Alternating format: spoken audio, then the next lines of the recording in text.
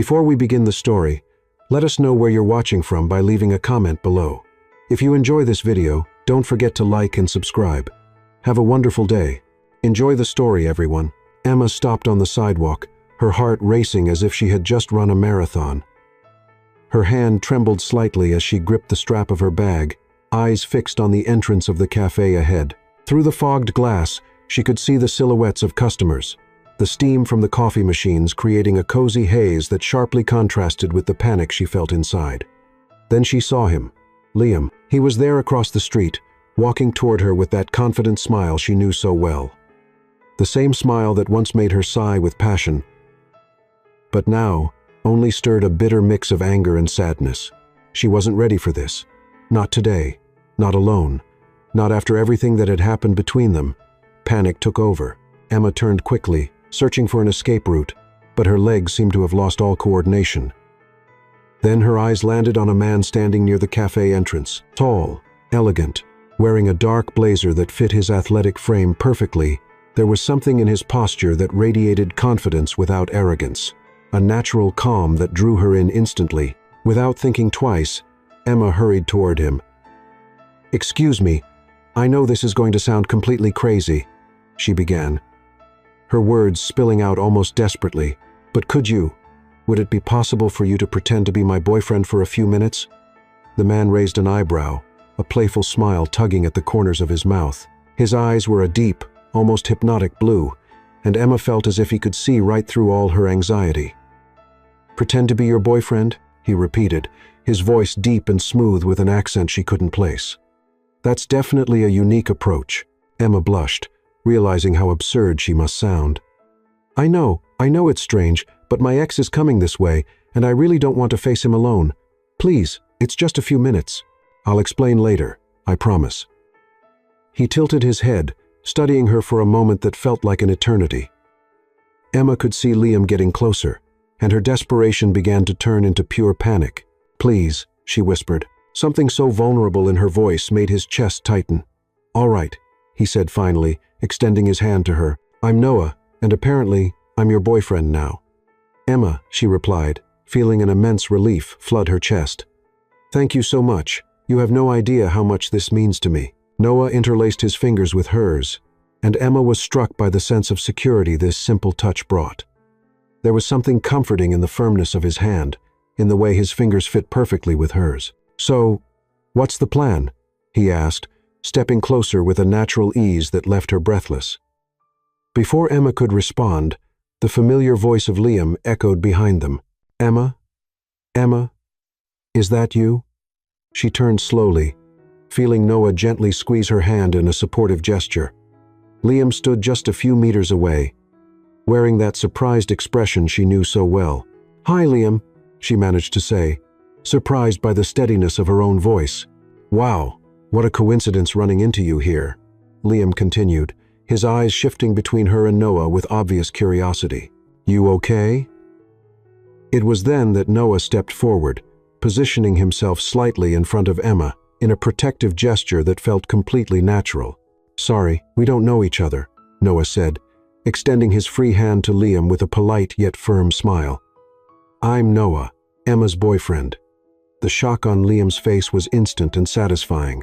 Emma felt a mix of gratitude and something deeper growing in her chest as she watched Noah take on the role with a confidence that left her speechless. "Boyfriend," Liam repeated, clearly shaken. "Emma, you didn't tell me that you were. I don't think I owe you the details of my personal life." Emma cut in, surprising herself with her assertiveness. Noah's presence by her side seemed to awaken a courage she didn't know she had. Noah draped his arm around her shoulder, gently pulling her closer. The gesture was so natural, so intimate, that for a moment, Emma forgot this was all just an act. "I hope you understand," Noah said to Liam, his tone cordial but unmistakably firm. "Emma and I had plans for this afternoon." Liam lingered, clearly uncomfortable, his gaze shifting between the two of them. Emma could see the confusion in his eyes, the way he tried to process the scene before him. "Sure, of course," he murmured finally. "Maybe we'll talk later, Emma." "Maybe," she replied, her voice stronger now. Liam nodded, cast one last confused look at Noah, and walked away, disappearing into the crowd on the busy sidewalk. Emma let out a long, deep breath, feeling as if she had been holding it for hours. "Wow," she whispered, still processing what had just happened. "That was intense." Noah looked at her, and there was something different in his eyes now, something softer and genuinely interested. "You're okay?" he asked, and Emma realized that the concern in his voice was real. She nodded, suddenly aware that his arm was still around her shoulders. How safe and protected she felt there. "Thank you," she said, looking directly into his eyes. "Really, thank you so much. You were perfect." Noah smiled, and Emma felt something stir in her stomach. Something entirely unrelated to the nervousness of facing Liam. "It was a pleasure meeting you, Emma," he said. There was something in the way he said her name that made her heart race again. But this time, it wasn't fear. It was something completely different. Something she hadn't expected to feel when asking a stranger for help on the street. It was interest, genuine, unexpected interest in this mysterious man who had appeared at exactly the moment she needed him most. And for the first time in months, Emma wondered what else could happen if she didn't let this story end here. The silence that followed Liam's departure seemed to carry electricity in the air. Emma remained there, still enveloped by Noah's protective arm, feeling the warmth of his body through the thin fabric of her blouse. His masculine scent, something between wood and spices, flooded her senses in a way that made her feel slightly dizzy. "He seemed surprised, but okay," Noah remarked, his low voice carrying a playful tone. Emma laughed, a nervous sound that escaped before she could stop it. Surprised is an understatement. Liam definitely didn't expect that. Noah finally loosened his arm, but didn't step away completely. His blue eyes studied her face with an intensity that made her feel both exposed and protected at the same time. "Can I ask what happened between you two?" he asked gently. "You don't have to answer if you don't want to," but he seemed genuinely shaken. Emma sighed, running a hand through her dark hair. "Liam and I broke up 3 months ago. It was complicated. He cheated on me with a coworker, and when I found out, he said it was just a mistake, that he loved me and we could get past it together. But you couldn't forgive him," Noah added, not as a question, but as a gentle statement. "It wasn't just about forgiveness," Emma explained, feeling a strange need to open up to this man she had just met. "It was about trust, about respect, about how he thought he could have me back just by saying the right words, as if I were a prize he could reclaim." Noah nodded, and there was something in his expression that showed genuine understanding. "And today, were you avoiding a confrontation, or—" "I was avoiding feeling small again," Emma admitted, surprised by her own honesty. "Liam has this ability to make me question myself, to make me feel like maybe I had been too harsh, too rigid, and I didn't want to go through that again." "But you didn't seem small a moment ago," Noah observed, an admiring smile touching his lips. "You seemed strong, determined." Emma looked at him. Really looked at him for the first time since she had run toward him. Noah was undeniably handsome, but there was something deeper to his beauty. It was the way he carried himself, the quiet confidence he exuded, the way his eyes seemed to truly see her. "That's because you were there," she said softly. "It was easier to be brave when I wasn't alone." "Maybe you've always had that courage," he suggested, and just needed a reminder. The moment was interrupted when Liam reappeared, approaching them with hesitant steps. Emma felt her stomach tighten, but Noah's solid presence at her side kept her courage intact. "Emma, sorry to interrupt, but can I talk to you for a minute, alone?" Before Emma could respond, Noah took an almost imperceptible step forward, creating a subtle but clear barrier between Liam and her. "Actually," Noah said, his voice polite but with undeniable firmness, "Emma and I were about to go in for a coffee, right, love?" The word love slipped naturally from his lips, sending a shiver down Emma's spine. She looked at Noah, seeing the way he regarded Liam, not with hostility, but with a silent authority that made it clear he wouldn't allow any discomfort for her. "Yes," Emma managed to say, her voice firmer than she expected. "We have plans, Liam." Liam seemed to process the rejection, his face passing through a series of expressions: surprise, frustration, and finally reluctant acceptance. "All right," he murmured. "But Emma, if you change your mind, you have my number." "She does," Noah replied for her, "but I doubt she'll need it." There was something in the way Noah spoke, not arrogant or provocative, but with a calm certainty, that made Liam visibly step back. Emma found herself impressed by his ability to be protective without being aggressive, firm without being rude. Liam looked at Emma one more time, as if expecting her to say something, but she remained silent. Finally, he nodded and walked away. This time without looking back. "Wow." Emma breathed as Liam disappeared into the crowd. "You're really good at that." Noah laughed, a rich, genuine sound. "Pretending to be women's boyfriends? I can't say I have much experience." Emma felt her cheeks heat at the casual comment about her beauty. There was something in the way he looked at her that made her feel truly seen, appreciated in a way Liam never could, not even at his best. "You were perfect," she said, then hesitated. "I don't know how to thank you properly." "How about starting with that coffee?"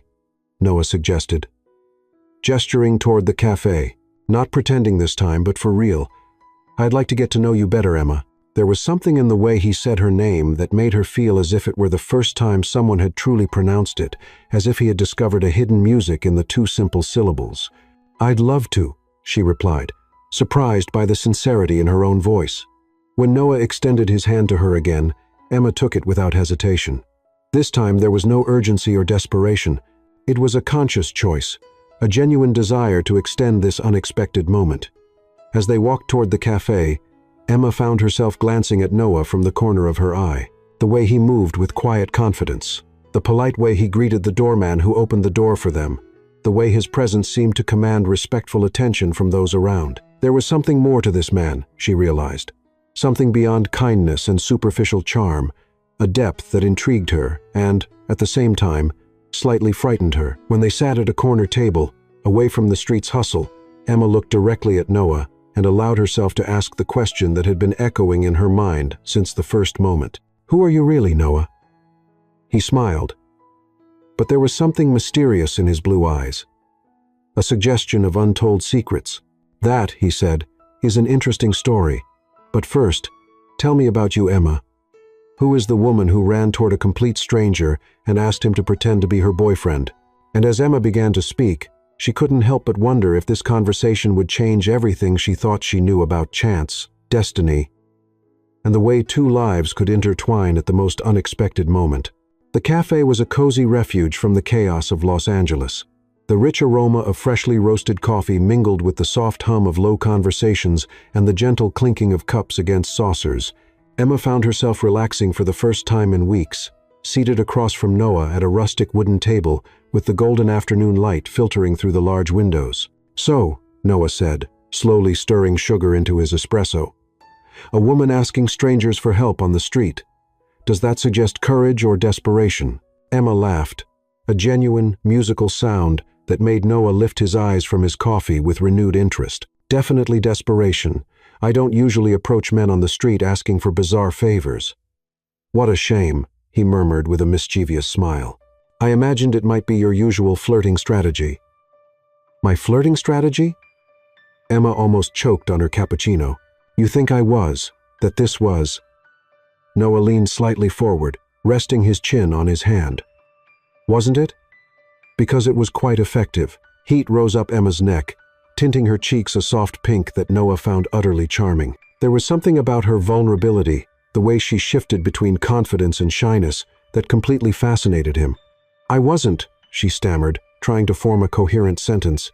"Emma," Noah said gently, "I'm teasing you. Relax." She sighed, running a hand through her dark hair. "Sorry, I'm still a little shaken by everything. Meeting Liam, asking a stranger for help, pretending to have a boyfriend. It's not exactly a normal day for me." "And what are your normal days like?" Noah asked, genuinely curious. Emma cupped her coffee, absorbing the warmth. "I work at a small bookstore downtown. I wake up early, have coffee at home, walk to work, spend the day organizing books, and helping customers find their next literary adventures. I come home, make dinner, read a little, sleep, repeat." "Sounds peaceful," Noah observed. "Boring, you mean?" Emma corrected with a self-deprecating smile. "Actually, it sounds honest," Noah said, his voice carrying a seriousness that surprised her. "There's something refreshing about a life without unnecessary complications." Emma studied him for a moment, You speak as someone who knows unnecessary complications well. Noah smiled enigmatically. Maybe I do. Your turn, Emma said, resting her chin in her palm, mirroring his posture. What are your normal days like? Noah hesitated for a moment, as if choosing his words carefully. Meetings. Lots of meetings. Decisions that affect other people. Responsibilities that sometimes weigh heavier than I'd like. That's delightfully vague, Emma commented with a smile. What exactly do you do? Family business, he replied, and Emma noticed the brief flicker of avoidance in his gaze. Nothing too exciting. Everyone thinks their work isn't exciting, she said, but I'd bet there's more there than you're letting on. Noah looked at her with renewed interest. You're observant. It comes from my work. You learn to read people when you spend your day helping them pick books. People reveal a lot about themselves through the genres they choose, the questions they ask. And what does my choice to help a stranger on the street reveal about me? Noah asked, leaning closer. Emma felt her heart quicken with the closeness. She could see small lines around his eyes, hints of frequent smiles, and a subtle scar near his left eyebrow. It shows you're kind, she said softly, and unafraid of unusual situations, that perhaps you enjoy a little unpredictability in life. Very perceptive, Noah murmured. And there was something in his voice that made Emma shiver pleasantly. And you, he continued, what does your choice to ask a stranger for help reveal? Emma considered. That I'm braver than I think, and maybe tired of facing everything alone. The silence that followed wasn't uncomfortable, but carried mutual understanding. Emma found herself looking at Noah very differently than she had when she had approached him desperately on the street. Now she saw the intelligence in his eyes, the way he truly listened when she spoke, how his smiles seemed genuinely prompted by her words. May I confess something? Noah said suddenly. Emma nodded, curious. When you approached me on the street, my first instinct was to politely refuse and continue walking. What made you change your mind? Emma asked, unsure if she really wanted the answer. Noah was silent for a long moment, as if deciding how much to reveal. There was something in your eyes, not just desperation, but strength, like you were fighting against something bigger than just an unwanted encounter with an ex. Emma felt her chest tighten. And you wanted to help? I wanted to meet you, he corrected gently. The woman brave enough to ask for help, yet proud enough to hesitate in doing so. How did you know I was hesitant? Noah smiled. The way you apologized 3 times before even making the request, the slight tremor in your hands. You were doing something entirely against your nature, and it intrigued me. Emma was speechless. No one had ever read her so easily, so accurately. Liam, even after 2 years together, had never understood her with such clarity.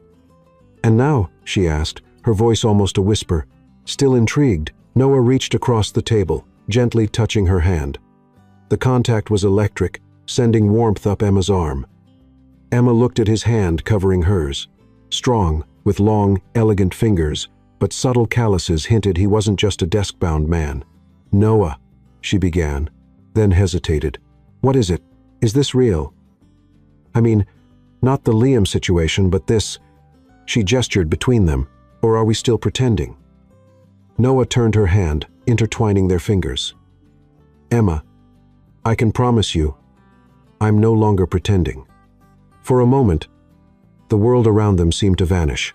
The cafe chatter, the traffic outside, even concern for Liam all faded, leaving only the two of them, connected by something neither expected to find. I should go, Emma said suddenly, but made no move to rise. Should? Noah asked, his thumb tracing small circles on the back of her hand. Yes, because this, what we're doing, is dangerous. Dangerous how? Emma looked him directly in the eyes. Because it's been so long since anyone looked at me the way you're looking at me now, and I don't know if I'm ready for what that could mean. Noah gently squeezed her hand, but didn't let go. And what if I told you I'm not sure I'm ready either? That this is as unexpected for me as it is for you? Emma felt something inside her chest melting, a resistance she hadn't even realized she was holding. Then perhaps, she said slowly, we can figure it out together. I have a proposal, Noah said, his eyes sparkling with a mischievous energy Emma hadn't seen before. How about we continue this fake relationship for a few more hours? Emma nearly choked on the last sip of her cappuccino. What do you mean? Well, He leaned back in his chair, a playful smile curling his lips. Technically, we're still a couple, aren't we? At least until we're sure your ex won't show up again. It would be a shame to waste such a convincing performance. You're suggesting we keep pretending? Emma asked, though there was something in her voice that hinted she wasn't entirely opposed to the idea. I'm suggesting we enjoy an afternoon in Los Angeles and see where it leads, Noah replied, standing and extending his hand to her. No pressure, no expectations, just two people who met in an unusual way, exploring the city together. Emma looked at his outstretched hand, then at his face. There was something irresistible in the spontaneity of his proposal, in the way Noah seemed to live in the moment without worrying too much about consequences. All right, she said, taking his hand. But if this goes wrong, it's your fault. I fully accept responsibility, Noah laughed, helping her to stand. They left the cafe together, and Emma was surprised at how easily their steps synchronized. Noah suggested walking to Venice Beach, and she agreed, curious to see what kind of person he was away from the tense encounter with Liam. The walk to the beach was a revelation. Noah was funny in a clever, subtle way, making keen observations about the people passing by, sharing stories that made her laugh genuinely. There was a lightness to him that contrasted with the seriousness she had noticed when he talked about work. See that man over there? Noah discreetly pointed to a middle-aged man in a formal suit on the beach, speaking angrily into his phone. $5 says he's arguing about the tablecloth colors for his daughter's wedding. Emma watched the man, gesturing dramatically. You're crazy. He's obviously closing some important deal. Want a bet? Noah challenged. They strolled closer, pretending to admire the ocean while trying to overhear the conversation. Dad, I don't care if it's ivory or eggshell, Sarah. To me, they're both white, the man exclaimed. Emma covered her mouth to stifle a laugh. Noah gave her a look that said, I told you so, which made her laugh even more. How did you know? She asked as they walked away. Instinct? Noah shrugged. That's the face of a man who just realized there's a difference between 17 shades of white. They bought ice cream from a street vendor and walked along the sand, taking off their shoes and letting the cold ocean water touch their feet. Emma couldn't remember the last time she had done something so spontaneous, simple, and genuinely fun. Can I ask you something? Emma said, absent-mindedly licking her strawberry ice cream. Ask anything. Why did you do that?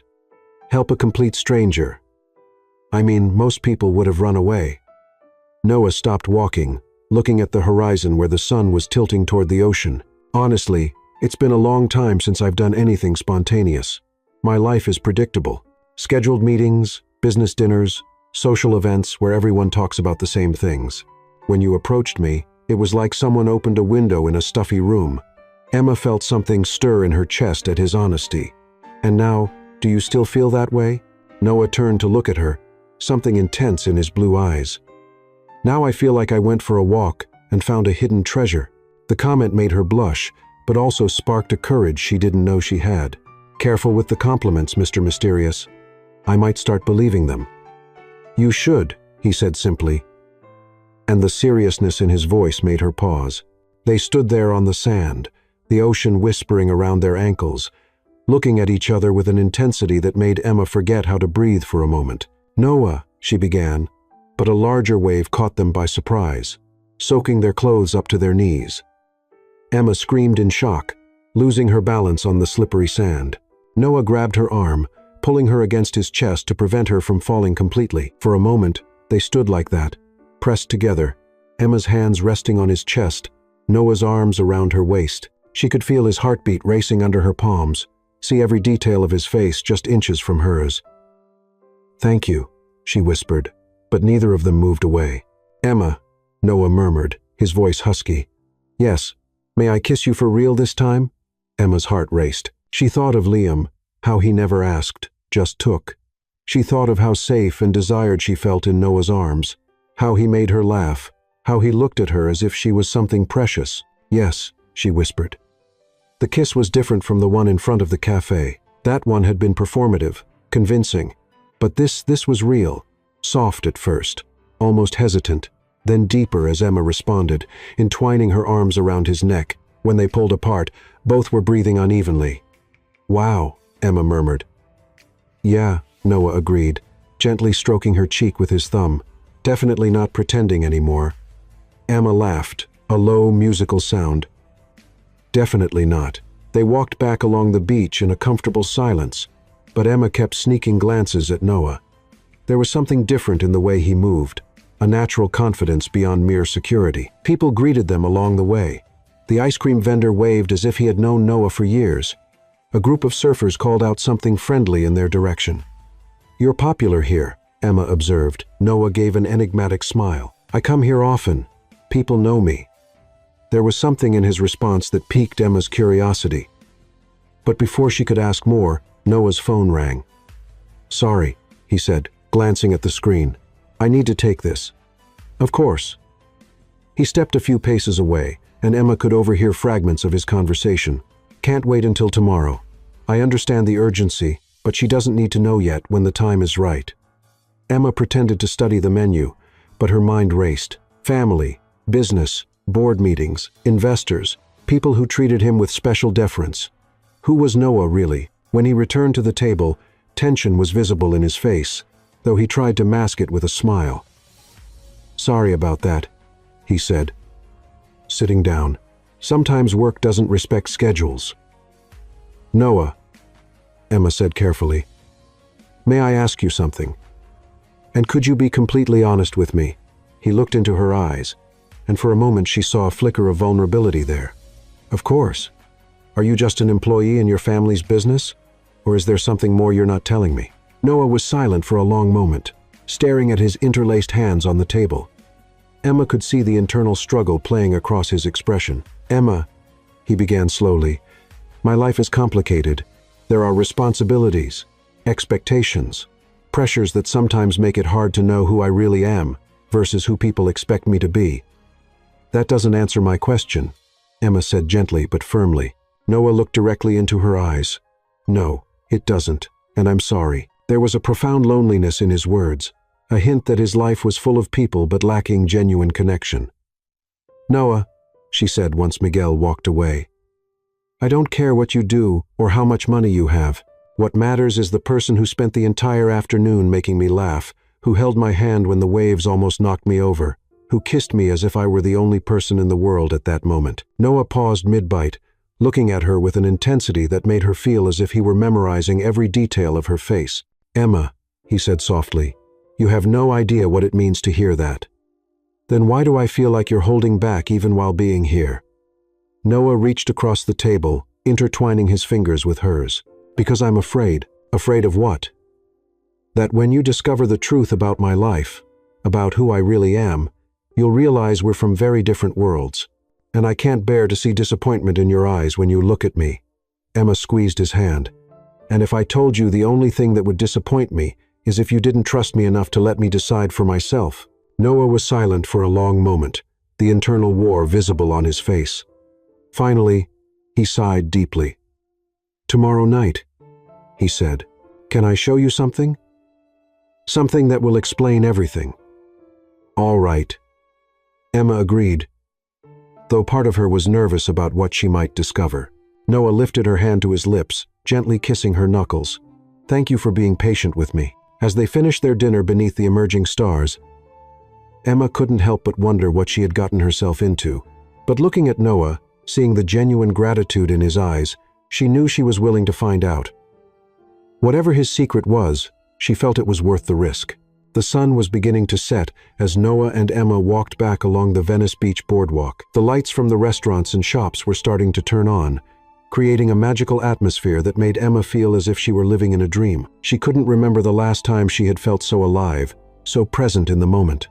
"Are you hungry?" Noah asked, stopping in front of a small Mexican restaurant with outdoor tables. "This place has the best fish tacos in the city." "How do you know that?" Emma asked, amused. "Do you really know every corner of Los Angeles?" "Only the best ones," Noah replied with a mysterious smile. They sat at a table overlooking the ocean, and Emma noticed how the waiter greeted Noah warmly. "Mr. Carter, what a pleasure to see you again," the young waiter said in Spanish, then switched to English. "Your usual table." "This one's perfect, Miguel." "Thank you." Noah replied. And Emma realized he had answered in fluent Spanish. When Miguel walked away to get the drinks, Emma leaned forward across the table. "Mr. Carter?" she asked, raising an eyebrow. Noah seemed slightly uncomfortable for the first time all day. "Noah Carter. Sorry, I guess I didn't mention my last name earlier." "Carter?" Emma repeated slowly. There was something familiar about the name, but she couldn't place it. "And you come here often enough to have a usual table. I like the simplicity of this place," Noah said, glancing away briefly. "It's authentic." Emma was about to ask more when an elegant, middle-aged woman approached their table. She was clearly well-dressed, wearing subtle yet expensive jewelry, and carried herself with a natural authority. "Noah, darling," she exclaimed, kissing both of his cheeks. "What a surprise to see you here. I thought you were in a meeting with investors tonight." Emma saw Noah stiffen almost imperceptibly. "Eleanor, what a pleasure. I actually decided to postpone the meeting." Eleanor looked curiously at Emma, clearly expecting an introduction. "Eleanor, this is Emma," Noah said, placing his hand over hers on the table. "Emma, this is Eleanor Langston, a family friend." "Pleased to meet you," Eleanor said, but her eyes studied Emma in a way that made her feel as if she were being evaluated. "Noah rarely introduces us to his friends." "Likewise," Emma replied politely, though there was something in Eleanor's tone that made her uncomfortable. "Well, I won't interrupt anymore," Eleanor said, turning back to Noah. "But remember, darling, the board meeting is early tomorrow. Your father will be expecting the report. It's just that I haven't met anyone in a long time who looks at me the way you do. And how do I look at you? As if I were just Noah. Not what I do, not what I have, not the expectations or responsibilities, just me." Emma felt her heart tighten at the raw honesty in his voice. "And is that rare for you?" "Rarer than you can imagine." They were interrupted by the waiter bringing the tacos, giving Emma a moment to process what Noah had said. There was a deep loneliness in his words, a suggestion that his life was full of people, but empty of genuine connections. "Thank you for being patient with me." As they finished their dinner under the stars beginning to appear in the sky, Emma couldn't help but wonder what she was getting herself into. But looking at Noah, seeing the genuine gratitude in his eyes, she knew she was willing to find out. Whatever his secret was, she felt it was worth the risk. "I have a confession to make," Noah said as they finished walking back along the boardwalk. The night sky over Los Angeles sparkled with thousands of lights, creating an almost cinematic backdrop. "I don't want this night to end just yet." Emma felt a wave of warmth spread through her body at the honesty in his voice. Throughout dinner, she had noticed small details she couldn't ignore. The way other patrons glanced discreetly at Noah, how the restaurant manager personally ensured they received the best service, even how strangers seemed to recognize him. "I don't either," she admitted. "But I have to work early tomorrow, and you said you have important meetings." "And what if I told you I can fix that?" Noah interrupted, stopping and turning to face her. "Let me take you to dinner somewhere special this time." Emma hesitated. There was something in the intensity of his gaze that made her feel this would not be just another casual meal. "Noah, we already had dinner." "That was tacos on the beach," he said with a smile, blending charm and determination. "I'm talking about something different. Trust me." Emma looked at him, seeing the vulnerable hope in his blue eyes. "Okay, but only if you promise me one thing. Anything. No more mysteries tonight. I want to meet the real Noah, not the edited version." Noah nodded slowly. "Deal." They walked to where Noah had parked, and Emma was surprised to see a sleek black Aston Martin waiting. It wasn't ostentatious, but clearly expensive, the kind of car that suggested more than just a family business. "Nice car," she said casually, trying not to show how impressed she was. "Practical for the city," Noah replied, though Emma noticed he seemed slightly uncomfortable with her comment. The restaurant he took her to was the kind of place Emma had only seen in magazines. Located on the top floor of a Beverly Hills skyscraper, it offered panoramic views of the city. The maitre d' greeted them by name, Noah's full name, and led them to a table on the terrace with a privileged view. "Mr. Carter, what a pleasure to have you with us again," the maitre d' said with genuine deference. "Your favorite table is, of course, available." Emma watched the interaction with growing curiosity. This was clearly not just a regular customer. It was someone important enough to receive VIP treatment without question. "Thank you, Philippe," Noah said naturally. "This is Miss Emma. Please make sure she gets the best you have to offer." "Of course, sir." As they sat, Emma looked around the elegant environment. Other guests were clearly wealthy. Women in designer dresses, men in tailored suits, the type of crowd that attended charity events and graced social pages. "Noah," she said carefully, "this place is impressive. You don't like it?" he asked, a note of anxiety in his voice that surprised her. "It's not that. It's just, well, it's very different from tacos on the beach." Noah laughed, but there was tension behind the sound. "I like both. I like the simplicity of tacos and the quality of this place. It doesn't have to be one or the other." The sommelier approached with a bottle of wine Emma was sure cost more than she earned in a week. "The 2015 Bordeaux you requested, sir," he said, pouring a small amount for Noah to taste. Emma watched Noah analyze the wine with the expertise of someone clearly accustomed to fine wines. There was a naturalness in his movements that spoke of years of experience with refinement. "Perfect, thank you," Noah approved, and the sommelier filled both their glasses. "So," Emma said once they were alone, "I'll assume you didn't choose this place just because of the view." Noah smiled, slightly awkward. "Maybe I wanted to impress you." "Why?" "The tacos on the beach already worked perfectly." "Because—" Noah paused, looking out the window at the city lights below. "You're special, Emma, and I wanted you to know that this is important to me." Emma felt her heart race. "Noah, let me finish," he said, turning to look at her directly. "Today was the first day in a long time I felt like myself, not completing tasks, not meeting expectations, not being what others need me to be, just being.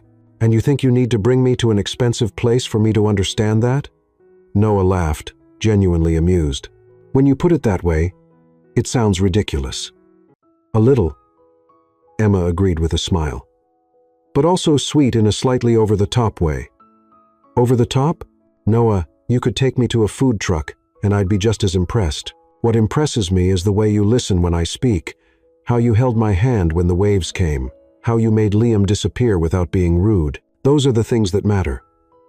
Noah was silent for a long moment, studying her face. "How do you do that?" "Do what?" "See through everything else and go straight to what really matters." Emma shrugged. "Maybe it's because I don't have much everything else to distract me." "Tell me about your dreams," Noah said suddenly, changing the subject in a way that caught her off guard. "My dreams? Yes. What do you want in life? If you could have anything, do anything, what would it be?" Emma hesitated, unused to people asking about her ambitions so directly. "Well, I've always wanted my own cafe, a small, cozy place where people could come, not just for coffee, but to feel at home with bookshelves, soft music, maybe some outdoor tables for beautiful days like today." Noah leaned forward, genuinely interested. "Tell me more. I know it sounds simple compared to, well, corporate businesses and that kind of thing, but I've always imagined a place where I could combine two things I love, books and the way good coffee makes people feel welcomed." "It doesn't sound simple," Noah said seriously. "It sounds perfect. Have you ever thought about making it happen?" Emma laughed, but there was a note of sadness. "Noah, you've seen where I work. Bookstore employees don't exactly have the capital to start a business." And if they did, there was something in the way he asked that made Emma look at him more intently. "What do you mean? I mean, if money weren't an obstacle, would you do it?" "Really try." "Of course," Emma replied without hesitation, in a heartbeat. Noah nodded slowly, as if carefully processing her words. "Emma, can I ask something personal? More personal than lifelong dreams? Have you ever wondered why things happen when they do? Why you needed help today exactly at the moment I happened to pass by?" Emma considered the question. "Do you believe in destiny?" "I'm beginning to," Noah said softly. They were interrupted by the waiter bringing the first course, but Emma couldn't stop thinking about the intensity of the conversation. There were layers to Noah she was only beginning to discover, each one intriguing her more. As the night progressed, she found herself noticing small details, how other patrons discreetly looked at their table, how the staff addressed Noah with deference that went beyond standard high-quality service. Noah, she finally said as they finished dessert, may I make an observation? Of course. People treat you as if you're important, not just rich, but important. Noah paused, setting his fork down carefully. And does that bother you? It doesn't bother me. It intrigues me because you clearly don't want it to matter to me. It's not that, Emma. It's just, when people know who I am, they stop seeing me. They see what I represent, what I can do for them, how they can benefit from a connection with me. But you look at me as just a man.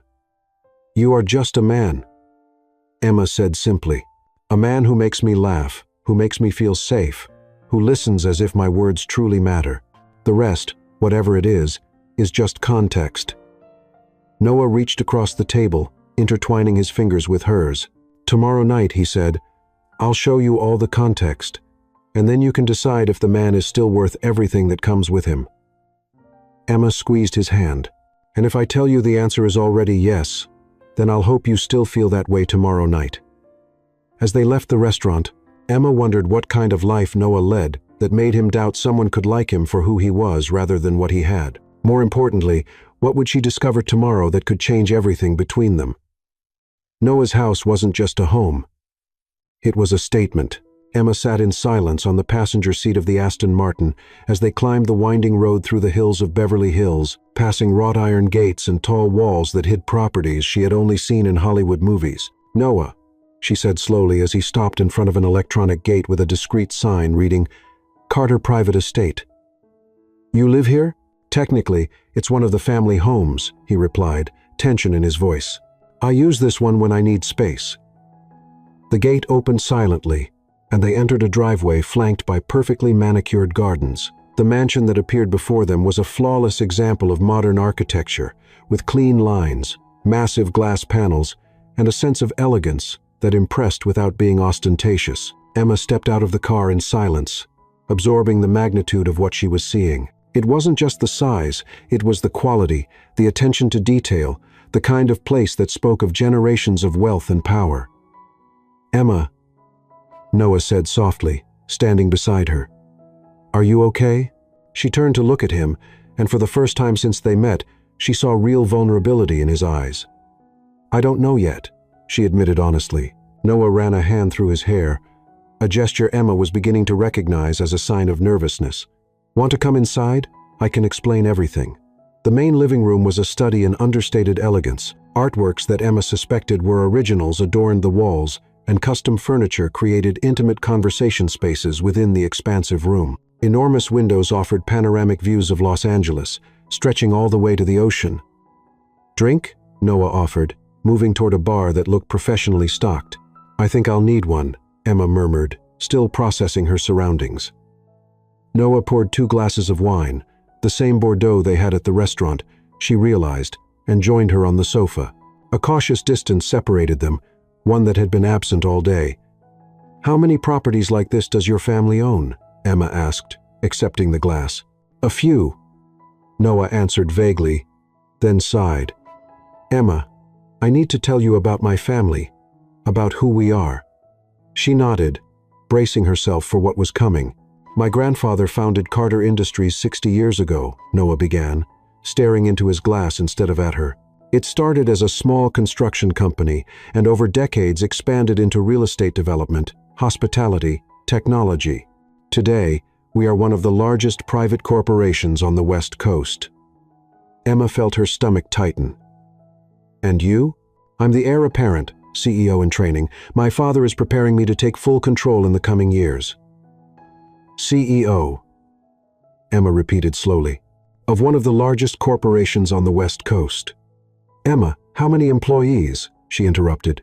About 15,000. Family net worth? Noah hesitated. Does it matter? Answer the question, Noah. Billions, he said quietly. Multiple billions. Emma set her glass on the coffee table and walked to the enormous windows. The view was breathtaking, but her mind could barely process it, racing to connect dots she had ignored all day. That's why people recognize you, she finally said. That's why the special treatment everywhere. That's why you speak fluent Spanish, know fine wines, and have a regular table in restaurants where one meal costs more than I make in a week. "Emma, please let me explain." She turned to face him. "Explain what?" "How you lied to me all day."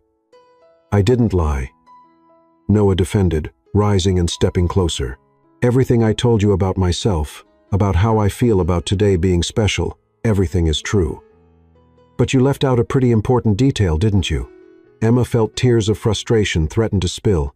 "Noah, I'm a bookstore clerk.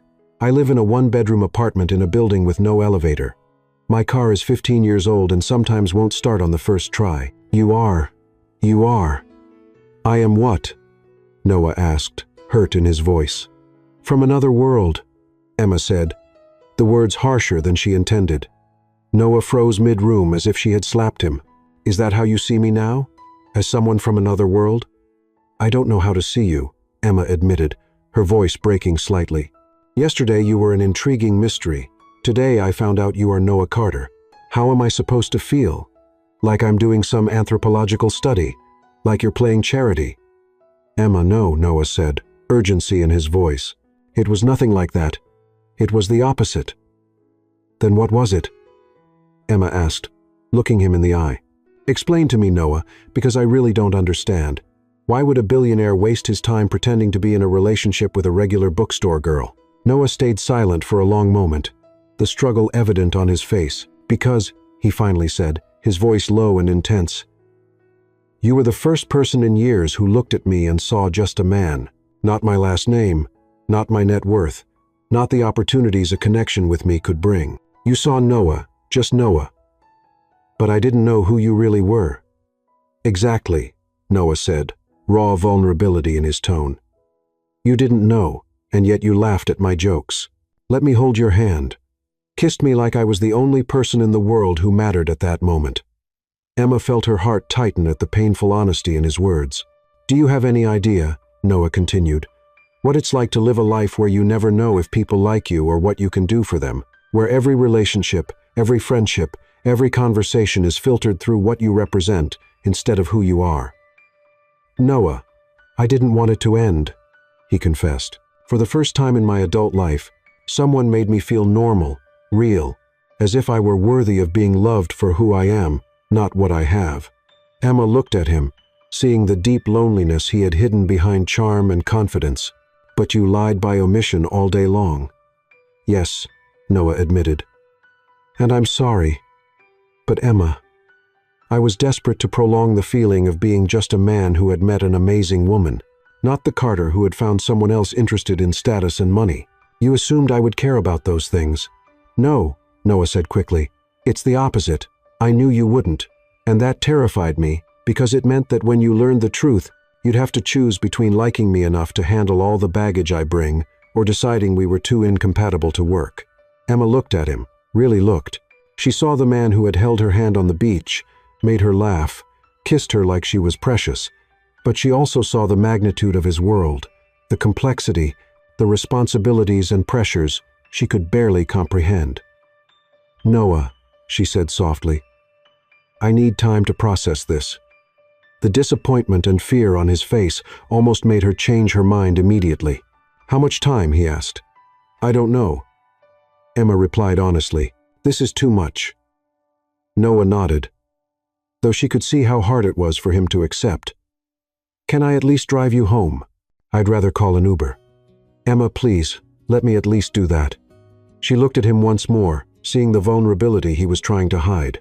"Okay." The ride back was silent, both lost in thought. When Noah stopped in front of Emma's modest building, he turned to look at her. "Emma," he said softly, "everything I felt today was real, completely real." "I know," she replied, realizing it was true. That's part of the problem. She stepped out without looking back, but could feel his eyes on her as she walked toward the entrance. In the elevator, leaning against the wall, Emma finally let the tears fall. She didn't know if she was crying for the loss of the simplicity they had shared, or the fear that maybe, just maybe, she had found something too real, too important to let go. Emma hadn't slept properly in 3 days. Since the revelation at Noah's mansion, she had spent nights staring at the ceiling of her small bedroom, replaying every moment they had shared. The problem wasn't that Noah had lied. Technically, he had never said he wasn't wealthy. The problem was that she didn't know how to process the vast difference between their worlds. It was Thursday morning when she was organizing the romance section at the bookstore and heard the doorbell ring. Without looking up from the books, she called out, "Good morning. Can I help you with something?" "Actually, I was hoping we could talk." Emma froze. It was Liam's voice. She turned slowly, finding her ex-boyfriend standing at the entrance of the store, wearing the suit she had always thought made him look more important than he really was. Now, after spending time with Noah, the suit seemed ordinary. "Liam," she said, her voice more controlled than she expected. "What are you doing here?" "I came to see you," he said, approaching with that confident smile that used to disarm her defenses. "I haven't been able to stop thinking about what happened last week." "There's nothing to think about," Emma replied, going back to arranging the books. "You saw me with my boyfriend. End of story." "That's the problem, Emma," Liam said, leaning on the counter in a way she recognized as his attempt to appear casual and charming. "I did some research on your new boyfriend." Emma stopped arranging the books, a chill running down her spine. "Research?" "Noah Carter." Liam said the name like it was a trophy. "Do you know who he is, Emma?" "He's the heir to Carter Industries. Estimated net worth, $3 billion. "So what?" Emma asked, though her voice sounded less firm than she wanted. Liam laughed, a sound she remembered hating. "So what, Emma? Be realistic. A man like Noah Carter doesn't date bookstore clerks seriously. Whatever he's doing with you, it's not real." Anger rose in Emma's chest, but there was also a pang of insecurity she hated admitting. "You don't know anything about Noah or our relationship. I know men like him have a type," Liam continued, stepping closer. "And it's not you, Emma. Not that you aren't beautiful," he hurried to add, "but be practical. You're from completely different worlds, like you and me." "Like you and me?" Emma shot back, surprised at the acidity in her own voice. Liam seemed momentarily taken aback. "That's different. We grew up together. We have history, real connections. We understand each other." "Understand each other?" Emma repeated, turning to fully face him. "Liam, you cheated on me with your coworker and then expected me to forgive because we had history. That's not understanding. That's thinking you can have me back whenever you want." "Emma, I made a mistake. A stupid mistake that meant nothing. But we had something real, something built over time. That guy, he's just playing with you." Before Emma could respond, the doorbell rang again. Both turned, and Emma felt her heart race when she saw Noah standing in the doorway. He wore a light blue shirt that highlighted his eyes and casual pants, but there was something in his posture that radiated quiet authority. "Hope I'm not interrupting," Noah said, his eyes shifting between Emma and Liam with a carefully neutral expression. "Noah," Emma said, hating how surprised and slightly breathless she sounded. "Ah, the famous Noah Carter," Liam said, extending his hand with a smile that didn't reach his eyes. "Liam Mills, nice to officially meet you." Noah shook the offered hand politely, but Emma could see the tension in his shoulders. "Likewise. We were actually just talking about you," Liam continued, and Emma felt her stomach tighten. "Liam," she warned. "Nothing major," Liam said with false casualness. "Just commenting on how interesting it must be for someone of your position to meet people from such different backgrounds." Emma saw Noah stiffen almost imperceptibly. "Indeed," he said in a dangerously calm voice. "Very enlightening." "I'm sure," Liam went on, clearly enjoying the discomfort he was creating. "It must be refreshing to step outside your usual circle for a while." "Liam, stop," Emma said firmly. "What I find interesting," Noah said, stepping slightly in front of Emma, "is how comfortable you seem talking about Emma's relationship as if she weren't here." Liam blinked, clearly not expecting Noah to defend her. "I was just—" "You were being condescending," Noah interrupted, his voice polite, yet firm enough to make Liam take a step back. "Both to me and to her." Emma looked at Noah, seeing how he protected her without implying she couldn't defend herself. It was different from before. This time, she could see he was genuinely annoyed, not just playing a role. "Look," Liam said, trying to regain control. "I've known Emma for years. I know what's best for her." "No," Emma said, her voice cutting the air like a blade. "You don't." Both men turned to look at her, but Emma kept her eyes on Liam. You think you know me because we dated for 2 years, she continued. But you never really saw me, never asked about my dreams, never cared about the books I read, never supported anything that mattered to me. Emma, that's not fair. And now you have the audacity to come here and tell me someone can't genuinely care about me because I'm not his type. Emma felt anger empower her voice. As if you know my type or his. Liam looked between Emma and Noah, clearly realizing he had lost control. Noah may be rich, Emma continued, may come from a world different from mine, but in one day he made me feel more valued and seen than you ever did in 2 years. Noah looked at her, surprised, with something like gratitude, but Emma wasn't finished. So no, she said to Liam, you don't know what's best for me, and frankly, I owe you no explanation about my life or my choices. Liam stood silent for a moment, processing the clear rejection. Finally, he nodded stiffly. All right, Emma, I hope you know what you're doing. I do, she replied, and for the first time in days, she truly believed it. After Liam left, Emma and Noah were alone in the quiet store. Emma could feel Noah looking at her, but suddenly felt shy after her declaration. Emma, Noah said softly, thank you. For what? For defending me. For saying I made you feel valued. Emma finally looked at him, seeing vulnerability in his blue eyes. I didn't say it for you. I said it because it's true. Noah took a step toward her. Can I ask you something? Of course. What Liam said about us being from different worlds, did it change anything for you? Confirm a fear you already had? Emma considered the question carefully. For a moment, yes. But then I realized he was trying to do exactly what he always did. Make me question my own judgment. And your judgment says... Emma took a deep breath, making a decision she knew would change everything. My judgment says maybe I've spent the last 3 days fearing the wrong thing. What do you mean? I was afraid that we were too different to work, Emma explained. But what I should have feared was letting fear stop me from seeing if we could. Noah smiled, the first genuine smile she had seen since the night at the mansion. Emma Walker, he said, you constantly surprise me. Better get used to it, she replied, feeling braver than she had in days. And for the first time since learning the truth about Noah, Emma allowed herself to believe that maybe, just maybe, they could find a way to make it work. On the wall, the distant murmur of traffic on the streets of Manhattan, and above all, the rapid beating of her own heart, as Noah slowly approached. He stopped just a few inches from her, and there was something in the tension of his shoulders that betrayed sleepless nights, just like hers. Emma, he began, his voice low and intense. These have been the 3 longest days of my life. She stared at him, truly stared. Since the very first revelation at the mansion, there was something vulnerable in him, something that didn't fit on magazine covers or in the deals he ran. She sighed, almost inaudibly. For me too, she said.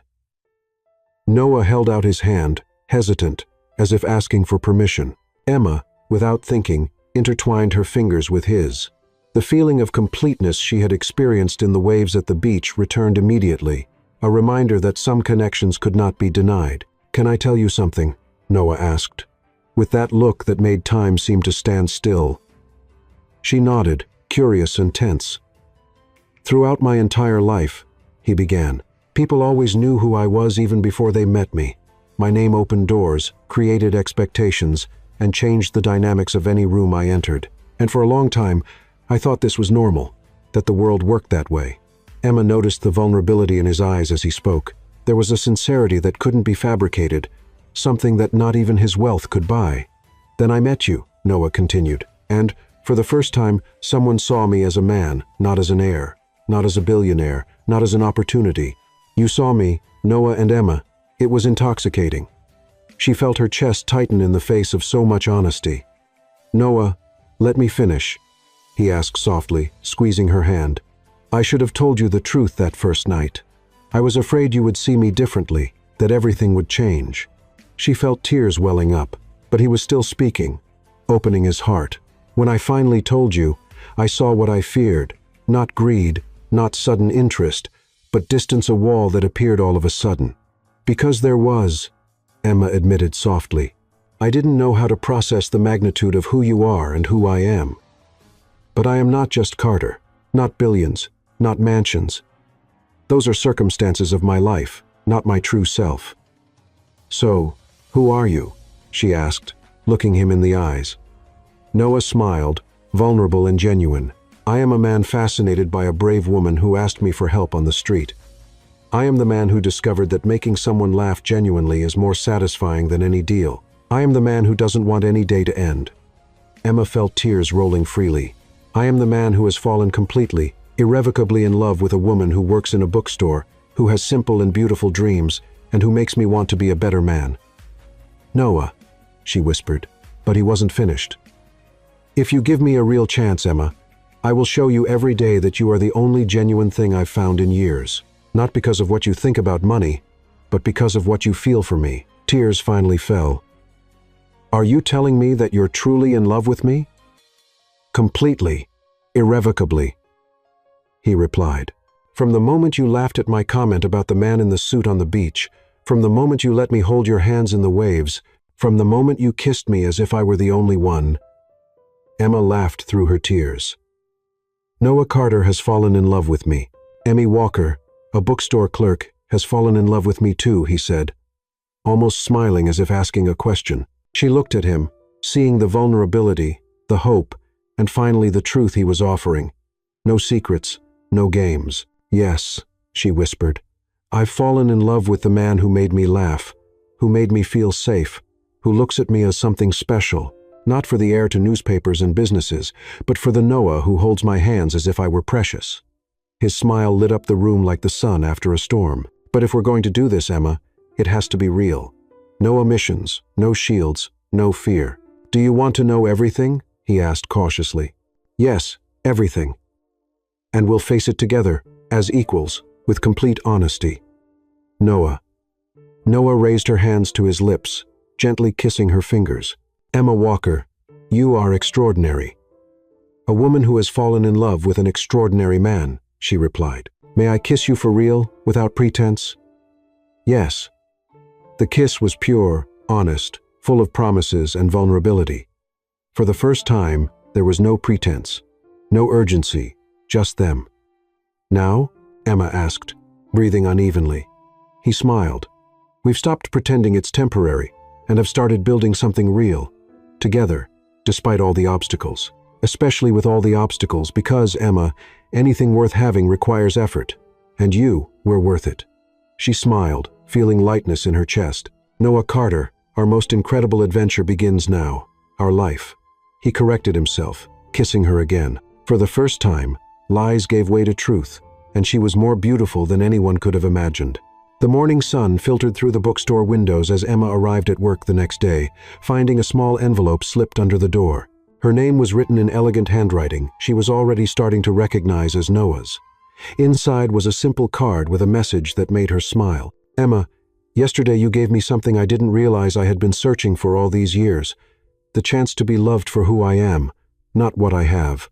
Would you like to start over, this time with the complete truth between us? If the answer is yes, meet me at the cafe where it all began at 6 p.m. If not, I'll understand. Always yours, Noah. Emma pressed the card to her chest, feeling her heart race.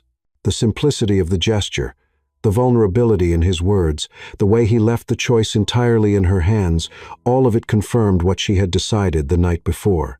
She wanted to try, really try. At 6 sharp, Emma pushed open the door of the same cafe where they had sat just a week earlier. Though it felt like a lifetime ago, Noah was already there, seated at the same table, 2 cups of coffee in front of him. When he saw her, the smile that lit up his face was like sunrise. You came, he said, standing to pull out her chair. I said I would, Emma replied, sitting down. Although I have to admit I was nervous all day. I was too, Noah admitted, sitting across from her. Actually, I canceled 3 meetings because I couldn't focus on anything but whether you would show up. Emma laughed. You canceled meetings for me. Emma, Noah said seriously. I'd cancel a whole week of meetings if it meant an hour with you. She felt warmth rise to her cheeks. This is intense for a new beginning. Sorry, Noah said quickly. I'm trying not to be too intense, but you make me feel things very intensely. Don't apologize, Emma said, reaching across the table to touch his hand. I like the intensity, I'm just not used to it." Noah intertwined his fingers with hers, and Emma felt that sense of completeness again. "So," she said, "official restart. Hi, I'm Emma Walker. I work in a bookstore, live alone with my plant Lily, which I'm slowly killing, and I have the impossible dream of opening my own cafe one day." Noah smiled, playing along. "Hi, Emma. I'm Noah Carter. I'm a CEO in training at a company my family built. I live in a house far too big for one person, and until I met you, I thought I had forgotten how to dream about anything beyond spreadsheets and quarterly reports. Pleasure to meet you officially, Noah," Emma said formally, then broke character, laughing. "This is ridiculous." "It is," Noah agreed, "but it's also perfect because this time there are no secrets." "Speaking of no secrets," Emma said, becoming a little more serious, "I want you to tell me about your real life, responsibilities, pressures, what it really means to be with you." Noah nodded. "Where should I start?" "With a typical day," she said. Noah considered for a moment. "I wake up at 5:30 to work out before the day starts. By 7, I'm at the office, usually with 3 meetings before 9. I spend the day alternating between strategic decisions, reviewing reports, board meetings, and trying to balance my father's expectations with my own ideas about the company's direction. Sounds stressful." "It is," Noah admitted, "especially since my father and I don't always see eye to eye on the company's direction. He comes from a more traditional, conservative generation. I want to modernize, be more socially responsible, invest in sustainability. Sometimes that creates tension." Emma saw the frustration in his eyes. "And outside of work?" "Until a week ago, work was basically everything. Business dinners, charity events where the family's presence is expected. Weekends, reviewing contracts or traveling to explore new investments." Noah paused, looking at her. "Sounds lonely when I say it out loud." "Sounds like you forgot how to live your own life." "Exactly," Noah said softly. "Until you reminded me what that feels like." Emma's heart tightened. "Noah, if we're together, how would this work? I mean, would our life be just business dinners and charity events?" "Not if you don't want it to be," Noah answered immediately. "Emma, one of the things that attracted me most to you is how you make me want to prioritize differently. For the first time in years, I want to leave the office on time, have free weekends, time for things that really matter. And your family, what will they think about us?" Noah hesitated. "Honestly, it'll be an adjustment. My parents are used to seeing me with women from a certain social background, but Emma, you'll win them over just like you did me." Emma wasn't entirely sure, but she appreciated his confidence. "And you?" Noah asked. "How do you feel about all this? About being with someone whose life comes with so much context?" Emma took a deep breath. "Scared? Yes. Intimidated by meeting your parents, attending events where everyone knows more about wine than I do about anything? Absolutely. But Noah..." She stopped. Looking directly into his eyes, "You make me feel brave. And if that's what being with you means, then that's what I want." Noah lifted her hand to his lips, kissing it gently. "Emma Walker, you are the most incredible woman I've ever met." "You don't even know me yet," Emma protested, laughing. "Then we have time for that," Noah said. "All the time in the world." They spent the next 2 hours truly talking.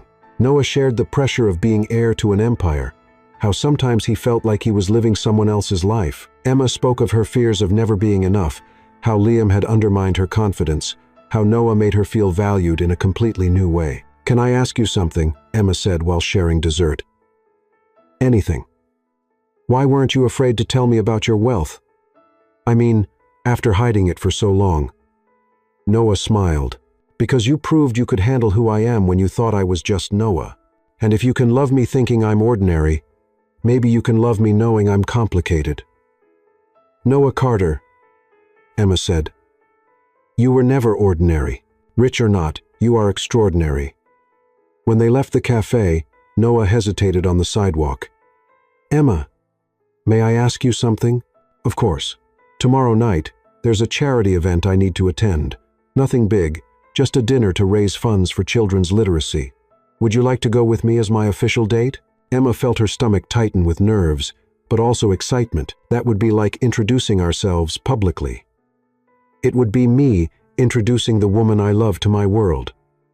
Noah said simply. Emma looked at him, seeing the vulnerable hope in his eyes, and made a decision she knew would change everything. Yes, she said. I'd love to. The smile Noah gave her made every ounce of nervousness worth it. Emma, he said, pulling her into a hug. Thank you for giving me a chance. For giving us a chance. Thank you for being worth the risk, she replied.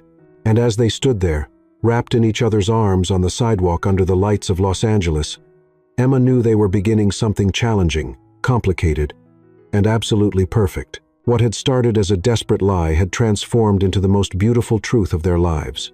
Sometimes the most transformative moments in our lives begin with the most desperate requests. Emma never imagined that an improvised lie on a sidewalk would become the most authentic truth she had ever lived. Noah discovered that being truly seen for who he is worth more than all the wealth he inherited. They learned that true love knows no class differences, bank accounts, or social status. It simply recognizes two souls that complete each other. In the end, it wasn't money that changed Emma, nor was it her simplicity that changed Noah. It was the courage to be vulnerable, to trust, to choose love even when it seemed impossible. And perhaps that is the magic of destiny. It finds us exactly when we need it most, disguised as what we least expect.